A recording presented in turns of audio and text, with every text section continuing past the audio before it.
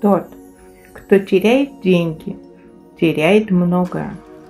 Тот, кто теряет друга, теряет намного больше.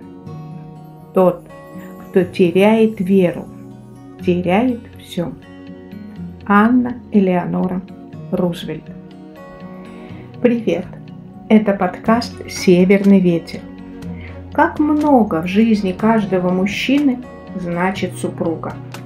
Тепло и забота близкого человека, поддержка. Именно женщина в каждой семье считается хранительницей семейного очага. А если супруг – первое лицо государства?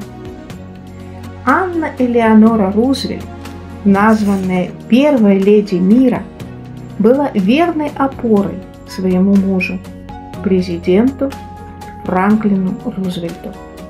И даже в тот момент, когда он, переболев полиомиелитом, оказался в кресле инвалида, именно его супруга взяла на себя часть его обязанностей и во всем была рядом. Элеонора Рузвельт – единственная среди женщин американских президентов, выполнявшая функцию первой леди более 4 сроков. Она стала одной из самых ярких и знаковых женщин в мировой политике. В начале 40-х годов Элеонору Рузвельт назначили на пост заместителя министра обороны. В этой должности в период Второй мировой войны Элеонора посещала военные базы американских солдат в Великобритании, на Тихом океане.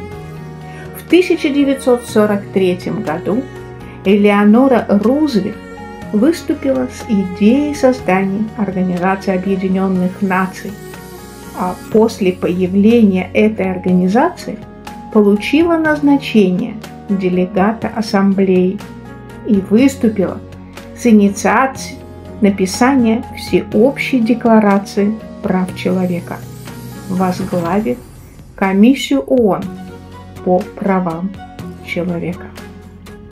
Делай то, что тебе хочется, потому что тебя в любом случае будут критиковать.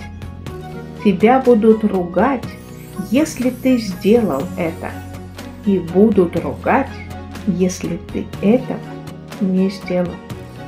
Анна Элеонора Рузвельт.